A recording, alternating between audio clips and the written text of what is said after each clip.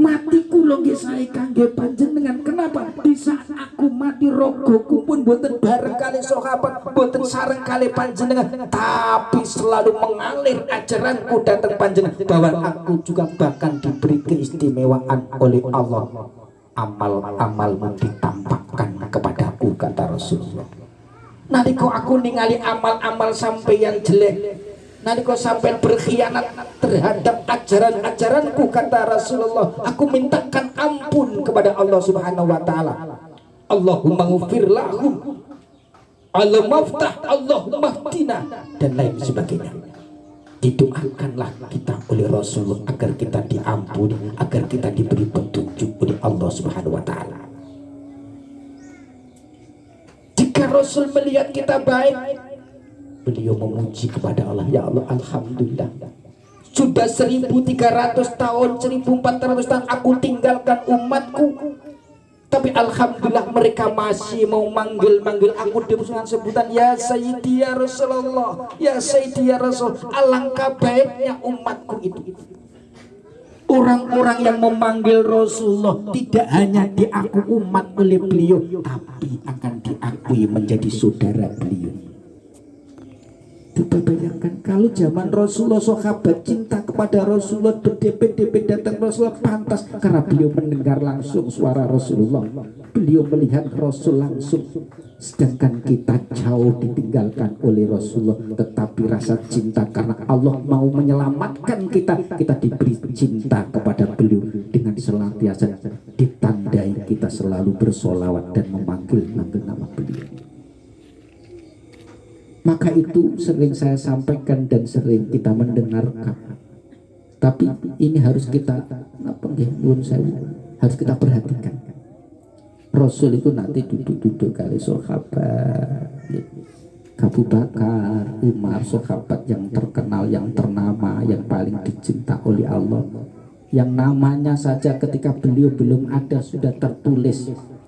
Bahkan ketika Nabi Nuh mau buat kapalnya nggak sempurna, sebelum ada namanya Abu Bakar, Umar, Utsman, Ali, diletakkan nama itu di kapalnya Nabi Nuh sehingga kapal itu menjadi kapal yang sempurna. Artinya berarti beliau para sahabat Nabi, terutama 4 sahabatnya itu adalah orang yang teristimewa. Beliau itu adalah orang yang teristimewa. Namun di saat kempal kali Kanjeng Nabi, ada seorang pemuda wonten setiap ngaten sing compang camping pakaiannya. Rasul mengatakan datang sahabat, jenengan minggir kula tak hormat datang tamu kula. Karena Umar ini adalah orang yang pernah menjadi preman, bahasa premannya itu masih kental sekali. Sing paling kendel datang Kanjeng Nabi takok niku nggih Sayyidina Umar.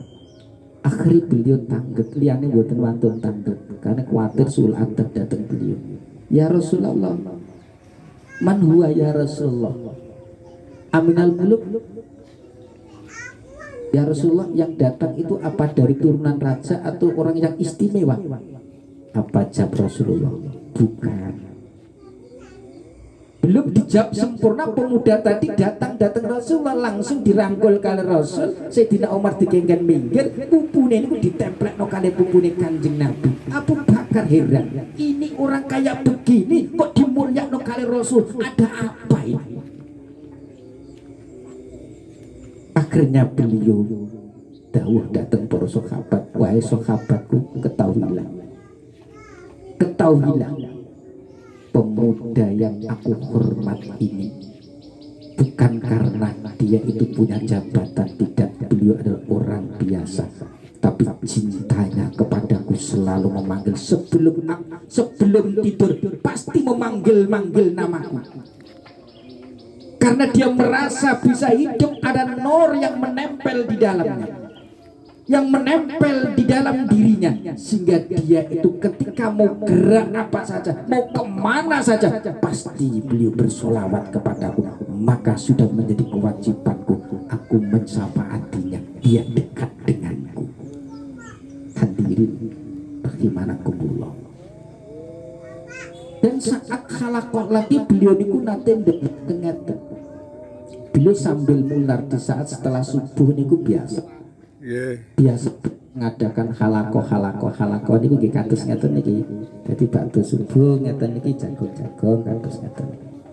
Dan saat itu beliau niku nangis mulai sampai membasahi jenggot beliau ingkang mulia. Akhirnya sahabat ditanya, Umar lagi yang tanya. Niki hadis namanya hadis Umar. Sayyidina Umar itu meriwayatkan hadis kurang lebih 500 hadis. Saya punya ini.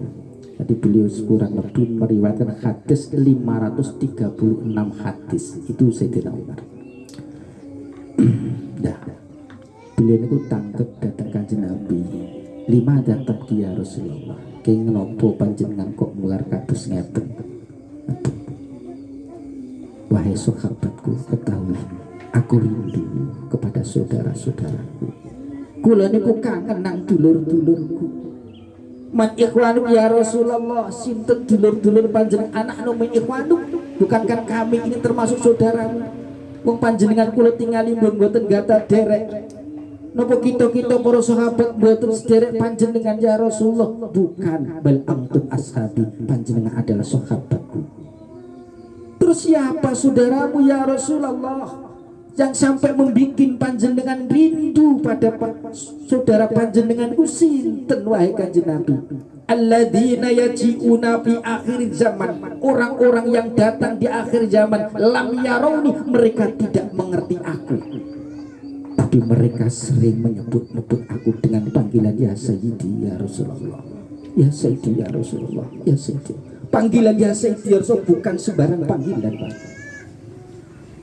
Tapi ini adalah panggilan istimewa yang pernah menjadikan tombok di zaman Sayyidina Umar. Rekolo onten nopo ketiga sampai 3 tahun boten nanti udan. Doa inilah ya Sayyidi ya Rasulullah, inilah sebab ini Allah menurunkan hujan yang pada waktu itu dilakukan oleh sahabat Bilal bin Rabah.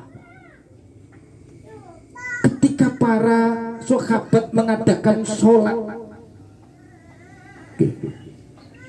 kangge nurun ke udan itu nopo, sholat nopo jenenge?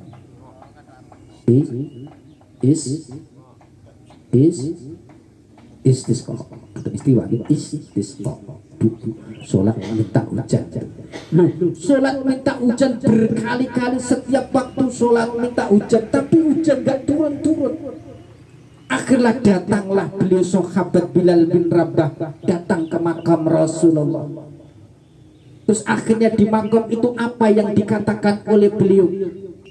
Assalatu wassalamu alaika ya Sayyidi ya Rasulullah. Salawat dan salamku sampaikan padamu wahai pimpinanku, wahai utusan Allah. Baru 1 kali ada jawaban dari beliau, ya Bilal limadza tunadini. Ada apa Bilal, kok panggil aku, ada apa Bilal? Ya Rasulullah, inna ummataka sadid, umatku dalam keadaan susah ya Rasulullah, sudah lama tidak ada hujan. Pulanglah kamu, pulanglah kamu. Allah, aku mintakan kamu semuanya kepada Allah agar diberikan hujan. Lu turun sampai kundur niku mendung pun peteng-teng gene waduh niku pun enten swara alghais hujan. Ya Sayyidi ya Rasul. Pertama yang baca itu adalah sahabat Bilal bin Rabah. Ketika susah datanglah kenikmatan dari Allah dengan bacaan nida ya Sayyidi ya Rasulullah. Tidak hanya itu, hadirin rahimana wa iyyakumullah. Selanjutnya nurul khalqi, beliau adalah cahaya makhluk. Kalau hati kita ingin padam, dekat-dekatlah dengan beliau, baca sholawat dengan beliau, rasakan dalam hati. Jangan hanya lisan kita yang bersolawat, getarkan seluruh badan kula panjenengan, bahkan hati kita pun juga ikut bersolawat. Ketika cuma hanya lisan, kata Ibnu atau ilah as-Sakandari, dia tidak akan bisa mampu menjernihkan hati. Padahal tujuan wahid adalah menjernihkan hati dan makrifat billah. Mulane kula maca ket biyen hatiku sing kotor mawon, oleh maca mok lambene tok. Coba kita tembuskan ke dalam dada kita. Ketika lisan ini membaca, seluruh organ kita ajak untuk membaca, terutama roh ini juga kita ajak membaca. Ya syafi'al khalqi sholatu wassalam. Coba dengar ketika beliau bermujadah. Mbah Yai kulit nyontoni sampai ya syafi'al khalqi sholatu wassalam alaika nurul khalqi hadiyal anak. Seluruhnya ikut bersolawat. Sehingga dengan tes sistem semacam ini, cara semacam ini, yakinlah kejenian hati akan kita dapatkan. Ninglik moco solawat tok mungkin karomah lahir, rezeki teko, jodoh teko, musibah hilang gampang.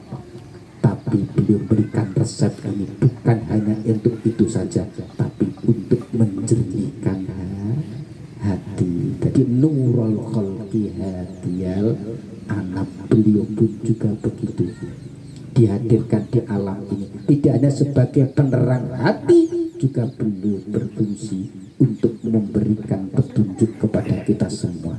Karena itu di saat mujadah mangke sarang-sarang kita terapno wong maca selawat, wong dikir ku ana telu macem. Siji dikrul bilisan ai dikrul jahli. Dikir bilisan, lisannya mengucapkan tapi hatinya kosong, organnya kosong. Niki tidak akan membuahkan buah.